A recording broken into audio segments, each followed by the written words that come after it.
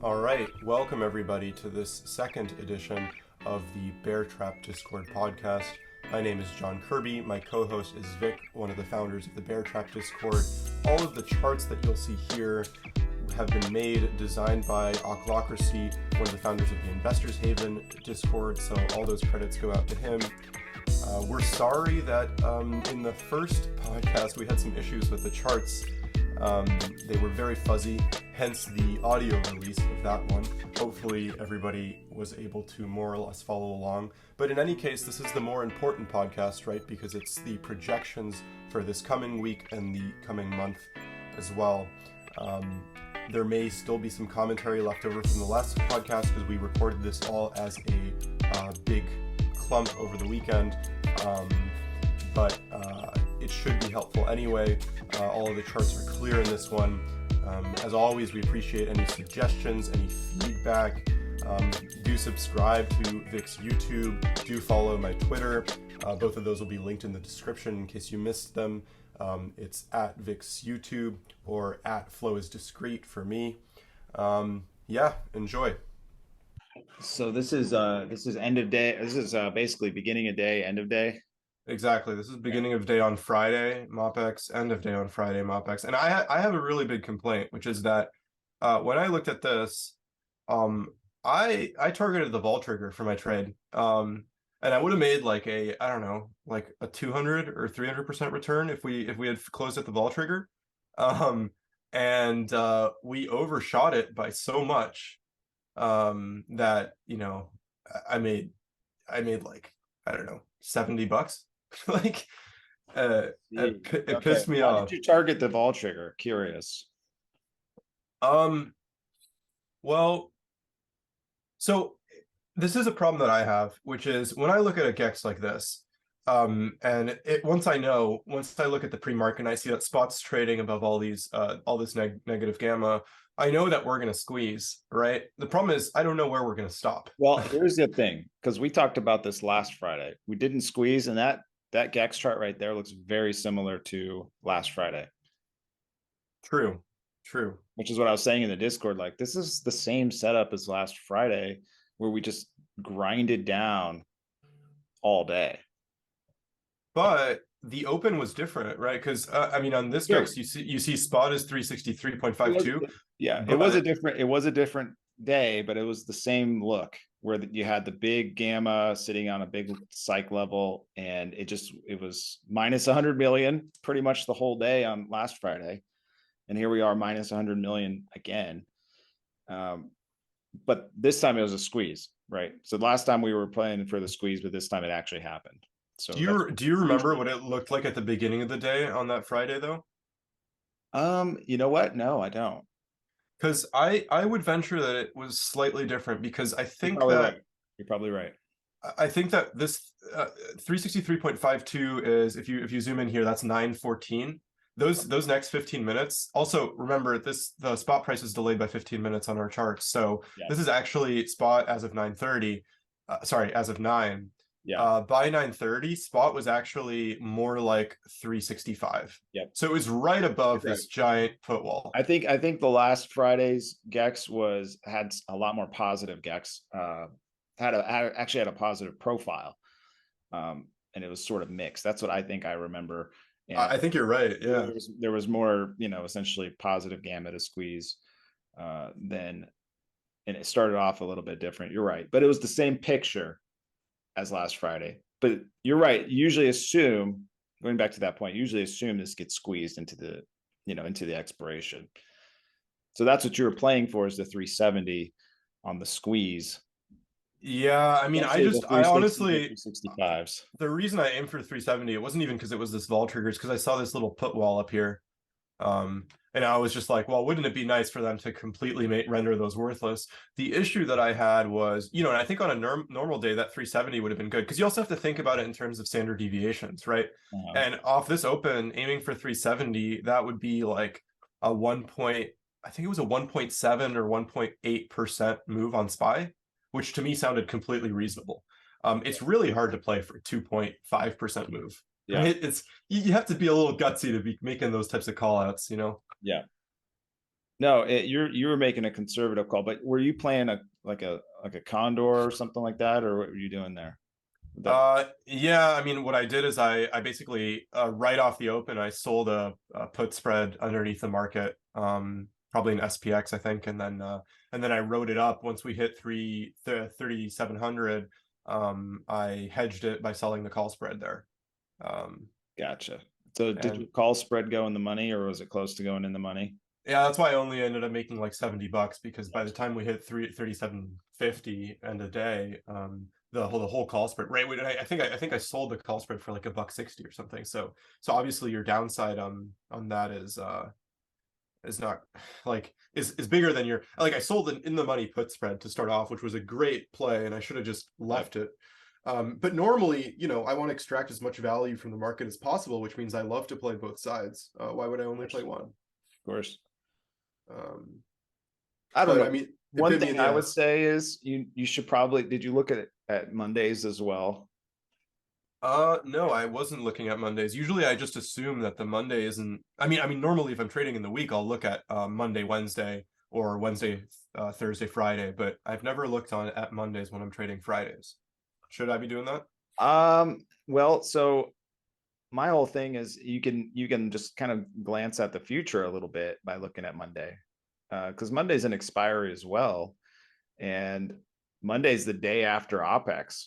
So it's, to me, it might not be a huge gamma day. I'm not sure what it was. I'm just saying, like, in general, you know, I like to be forward looking. I'm always looking like 30 expiries ahead, you know, and then you have a little bit better context of what the probability distribution looks like. You know what I'm saying? It's just kind of like, if you could see a future volume profile, wouldn't you do it? All right, here you go. This is Monday. Well, Yes. that's not Monday prior, right? That's Monday. No, this is Monday as of now. So you're Well, right. It's not that useful, but well, that obviously changed too. So it's not like it's stayed the same. And same thing for all of them. But what I'm saying is, like, yes, it's the year. It's basically the year of zero DTE, because I think 50% of option volume now is zero DTE speculation. yeah.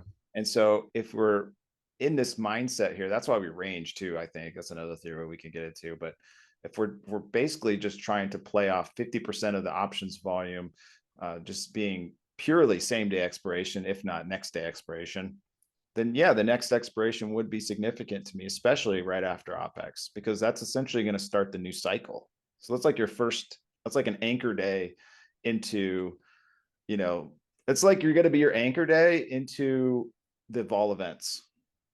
Yeah. So like that No, positioning is going to be very important.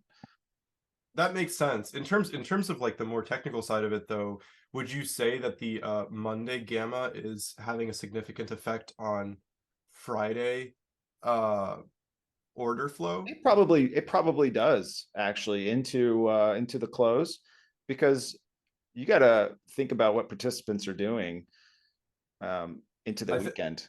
I think you're right, and I think that if I had looked at so I made a mistake when I originally pulled this up. So currently this is correct. Yeah, I That noticed that. It's okay. I got it. Yeah, so this was the beginning of the day on Friday, and now this is the end of the day on Friday, and obviously you can see that that 375 put wall. I mean, it was minuscule at the beginning of the day. It was, and we closed right there. Yeah. But then looking forward to that Monday, the 24th of October, that's what it looks like. If you would have seen the wall there from Monday, then you could have definitely started thinking like, wow, 375. I thought 375 was possible from Monday this last week, because That's I'd already, that's really, really smart, because a lot of times I have that issue when we have a purely neg gex chart like this. I'm looking at it, I'm like, I know it's going to squeeze, but how fucking far? yeah. And this is just one expiry, but you got to start playing like 10 expiries ahead, and really focus. And like what I do is I prioritize the expiries. So obviously that makes more sense, because the bigger expiries are going to have a bigger influence. And so, if you're looking ahead at the next big expiry, that's already going to start having an influence starting Monday. I agree, Well, but I'm gonna push back a little bit because I think that from a trading perspective, sometimes less information is more because it gives you a no, little more you're right. clarity on your If you're doing objectives. this on the spot, it's going to be a lot different. I do this after the close. Like I look at all the expiries and all the positioning, and I'm going, okay, here's what people are kind of betting for. And that's why I say I knew on Monday that 375 was a thing, and even 380 is a thing right now, because it's like that's people are putting positions into these strikes. No, Bigger. I think that that makes sense. I think the way that I would do it is in a case like this where, hey, I'm looking at it, I have a pretty clear view of what's happening, but I have a question still in my mind left open by this Gex. Then at that stage I, True. for day Yeah. trading, Yeah. for my larger portfolio and like my money management stuff, yeah, like of course I'm looking at Gex, 6 months out sometimes. I mean, I try not to put too much of a stake in it, but um I'll take those next What did charts or the whatever. ending picture look like for Friday again? Can you pull that up? Yeah, that's something else I want to talk about. It's that. So what's interesting to me is a lot of times you see this on a squeeze where you get a flip from really negative to positive. You'll almost you got to kind of think of it like you're just doing a measured move, like a Hmm. technical analyst would do. Like, oh wow, we've got the ABC parallel, and we're going to go that exact move.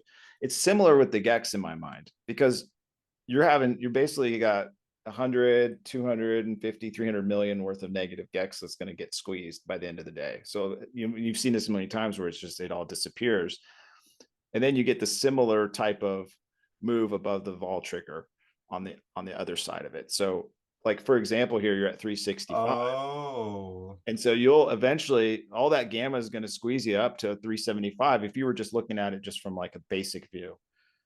No, that's genius. So, okay. So we're 5 points underneath the vol trigger here at 365. That's where our main strike is. And so let's say that we're going to squeeze, we're going to get a mirror image, which is going to put us at another Mirror five image, points that's a above perfect way to say 370. it. Yeah. And then we end up at 375. Yep. That's beautiful. Because everything's a distribution. So you got one distribution down here which is way bearish sentiment. So you're just gonna go to the other side of it. No, no, and it makes perfect sense.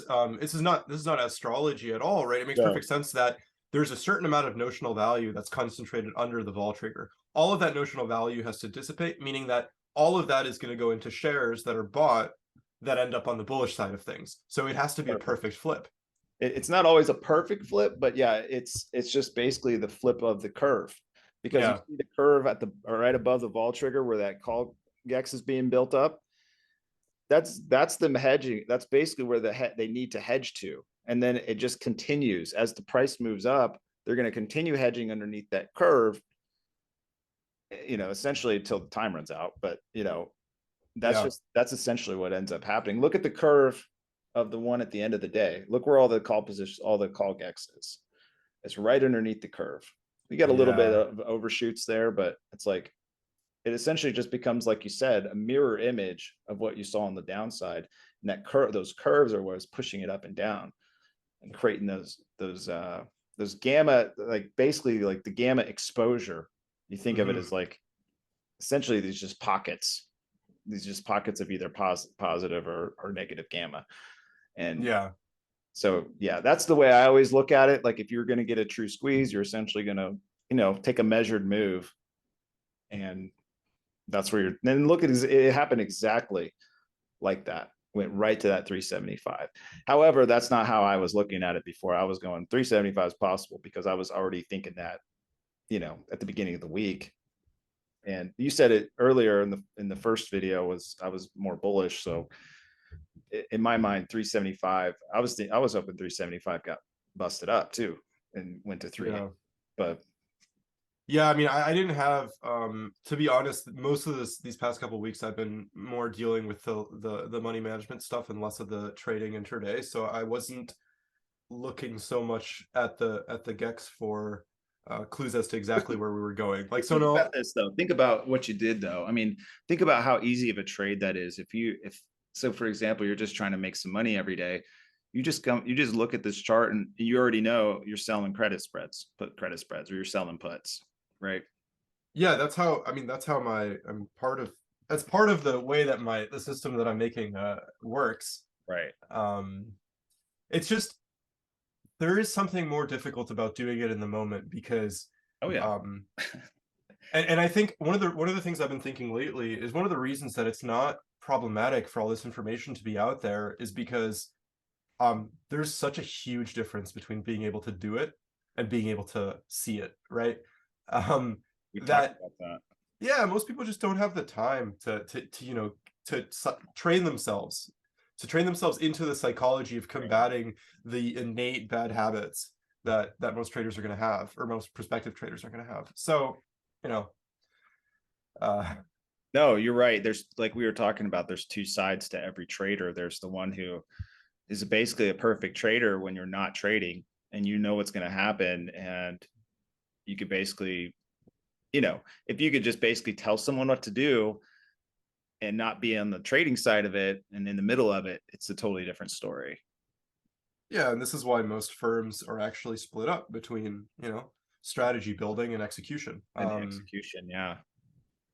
Yeah, let's maybe we should move on to looking into the future now, because I think we got a pretty good grip on what happened on Friday and the past week.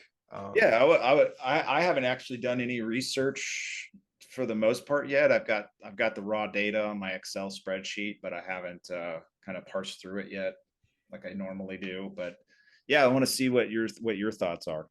Yeah, I'm in the same boat as you are. It was kind of a busy week, but let me pull up let's just do like a SPY netgex for with like 50 strikes maybe. Yeah, do that and then do a trigger command too for the next like 40 days on SPY. Okay. I want to see what those look like here. All right, it's just loading. There we go. Yeah. And then what I like to do is I'll have these pulled up Monday morning at 6 when the OI gets updated. I'll have Fridays and then I'll look at the OI difference, the change, and I kind of have an idea of what it's gonna look like already. But okay, Yeah. all right. So what's the I net? might. Oh, there we go. There's our trigger commands. Do you want the graph or just the you want to see the Well, I don't know if you can pull that into the screen or not from Discord. I can bring it into the screen, I think. Give me 1 second. It's just interesting to be able to look out ahead and see the call and put walls for the different expiries. Now, there's going to be expiries that are way more important. Looking at November, 18th, obviously that's a huge one because it's got 27% of the gamma.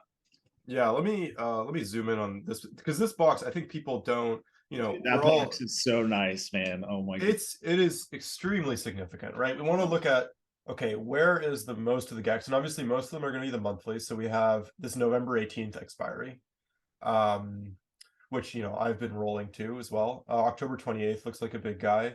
And we have to remember, right, November 2nd, right here, where we barely have anything, is actually an FOMC meeting. It's FOMC and it's basically 401k flow day. And so that's always interesting because you got the pension funds and stuff like that rebalancing. Yeah. So that's also significant. So those are going to be the big expiries to look at. So then you look at this trigger and you go, okay, let's look at November 28th. What is the positioning like just from a glance on November 28th? With 12% of the gamma here. So we've got a trigger 372, 380 wall, 355 floor. And so that's super interesting going into the end of the month that you have such a wide range there, 380 to 355 for Friday. So wait, November 28th, I don't see anything. October 28th. Did I say November 28th? Oh, okay. October 28th. My bad. So negative 68.6 million, 12% of the overall gamma.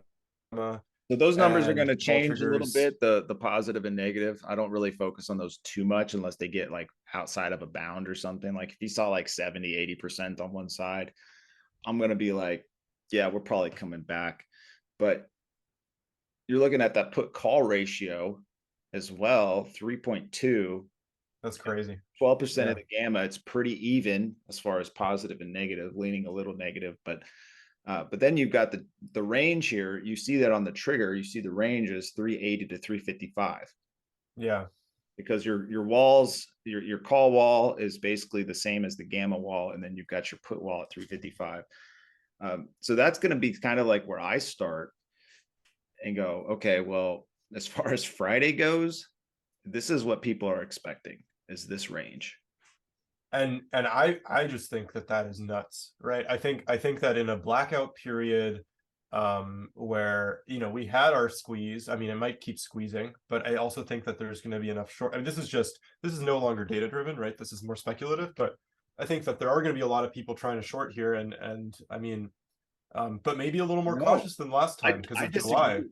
I disagree. I'm going to push back on that because everybody basically got their wish on a possible Fed pivot, right? They didn't get the pivot where they're going to start QE, but you know what? They got sort of what they were looking for, I think. And so where's the short interest going to come from? On what? Bonds? No, yeah, the bonds are really wanting to reverse now, especially with that move in the TNX. I think though, when I look at, and I'll bring these guys on here too. Um, let me pull up the Fed funds futures because they changed a lot after that news, actually, obviously. On So my point is, I don't think there's going to be a huge. I think we're going to get a squeeze, but I would start positioning for a squeeze to the downside, and it goes into my theory of here's your chance to get out if you're a big fund or something. Here's your chance to start selling some stuff again, back into the floor. Yeah. Because Well, yeah, I mean, and the reason for this is, and I guess we'll get to like more of a summary of this because I know I'm a little bit all over the place right now, but if you look at the Fed funds futures, and for people who don't know, the way to read this is, like, let's say I have this October, and let's say it's around, it looks like it's priced at around 97. That means that the effective federal funds rate for the month of October is going to be around 3%. And then moving forward, here's the November one, right? And then um, that's going to be 3.8%. And of course, these are estimates. And so you can use these Fed funds futures to kind of get an idea of what the market is currently pricing in terms of rate hikes. Yeah, that is. Yeah. And originally, right, what I wanted to say actually is that despite the fact that we've had this news, nothing has really changed because look at this pricing for March 2023. That's a 4.8% rate. So You're looking at April 2023. That is slightly above. It's a 4.9% almost. So you're basically saying like rate expectations haven't changed regardless of what they said. And so the market doesn't believe in a pivot. What I'm saying is, yeah, I agree. I think that the Fed is still on track to do exactly the same thing. The only thing that they've done is they've said, hey guys, we're taking our time and we're gonna do it slow enough that nothing's gonna break. And so basically they've taken out kind of like the tail risk out of a market that was already under a pricing tail risk. And they kind of fueled this little OPEX rally. But fundamentally, has anything changed? No. Look at the futures. Nothing's changed. I mean, a little bit marginally, right? Like 0.2%.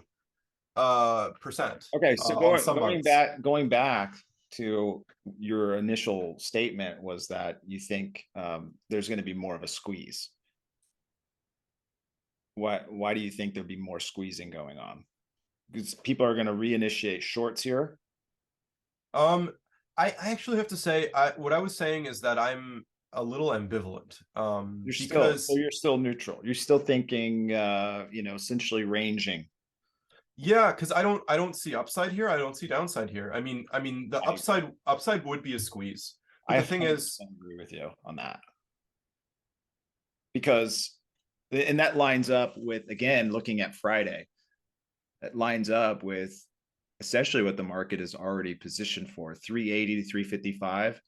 I mean, that's an easy range for the market right now, the way it is. Yeah. Say you keep it there, 380, 355.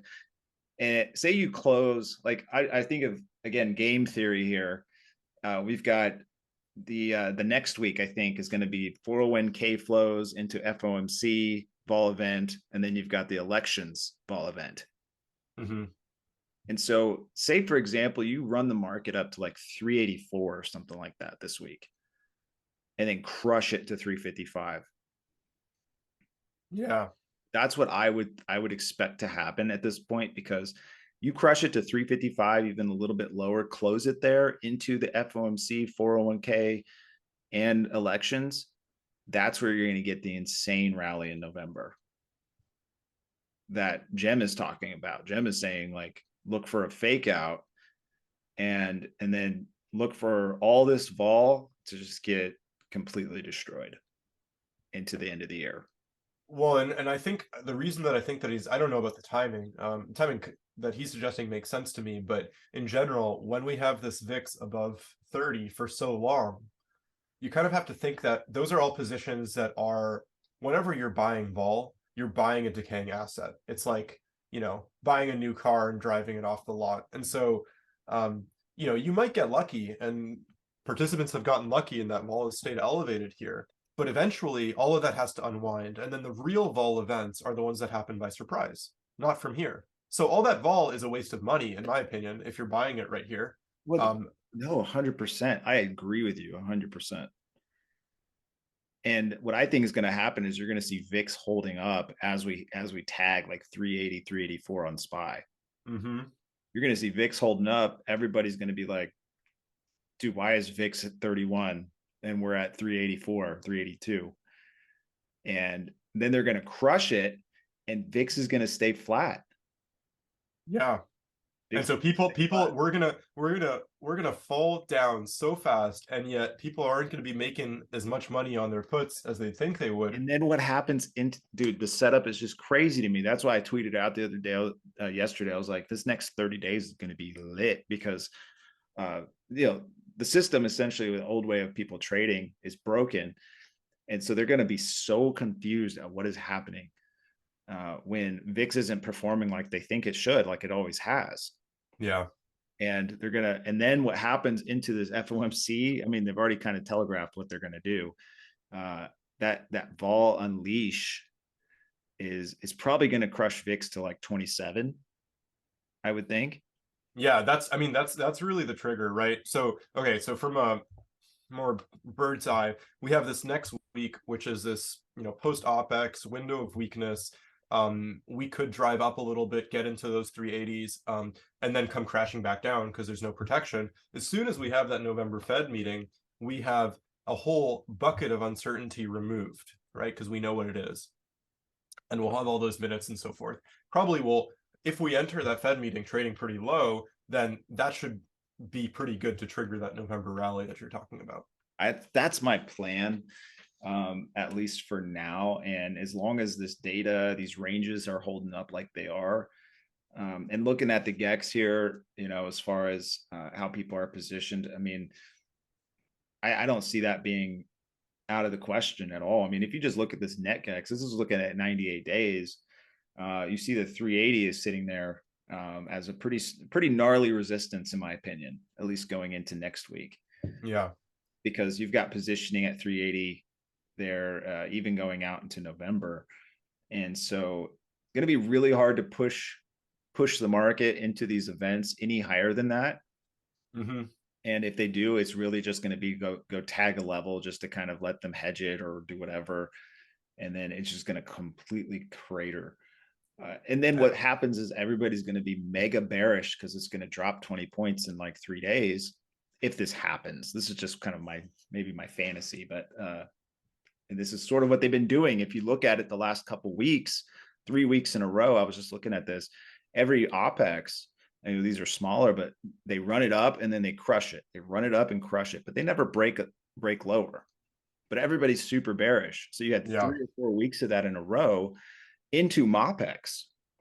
Everybody's super bearish, and you're going, okay, well, now this is the big one, right? This is a crash. And then they rip it up 120 points. Yeah, it's like a video game with smaller bosses leading up to the big boss. No, exactly right, man. It really is like that. And it was just like you could see it happening over the course of the weeks if you're tracking it and you're watching these positioning. You're just going, they're just setting people up. And that's all this is too. They're just setting people up again, get them all into the 380s, 390s, get them thinking 400, and then they crush them back down into the 350s. How bearish are you going to be if they crush you back down to the 355? 360. I don't think 360 can get broken very easily, but not yet anyways. They could fake it out again, but then you're super bearish into FOMC. Well, and that's the other thing I think about this bear market is everybody keeps looking, and even on Twitter you can see this. Everybody's talking about, oh, when are we going to get that capitulation day? They're in such a rush. I don't know why they're in such a rush. I mean, this could take months and months and months. We could be looking out to February. I'm targeting February, but originally I was thinking about it happening before midterms. Then I saw the way that the Fed funds futures changed, and I was like, well, I guess we're not getting it now. I guess we're going to have to wait until, and why? It's because it's going to coincide with when we hit those peak rates, right? Yep. And then and they sell the news, and this is exactly what Ken was saying on this on TD Ameritrade's TV show. They were interviewing him. I don't know if you watched that. Not yet. But you should, because he gives you a ton of really good insight into why things are happening the way they are. And this is why I sort of use sort of his tidbits to kind of plan around, because it's like it makes so much sense why we would rally into the end of the year. And it'll be so flabbergasting to people because everything is so bearish. And it's like, why would you? But it's just all these puts are going to get basically closed out. But then he's like, basically first quarter next year, that's probably when it's going to happen. Yeah. And why is that? Because nobody's really positioned yet for the first quarter of 2023. Everybody's positioned for the crash to happen in the fall and into the end of the year. No, it makes perfect sense. It makes perfect sense. And it's always, market timing always skews to the present rather than to the future. Yeah, everybody's looking for the capitulation, but on what? They couldn't take it down with nukes. Armageddon. You couldn't take it down with monkeypox. You couldn't take it down with more rate hikes or inflation, or basically inflation fears. What other stuff have they thrown out there? There's the wars, everything that you could possibly throw at it. And it hasn't even broken 350. I mean, I think it went to 348 on SPY, but it's like for like a second.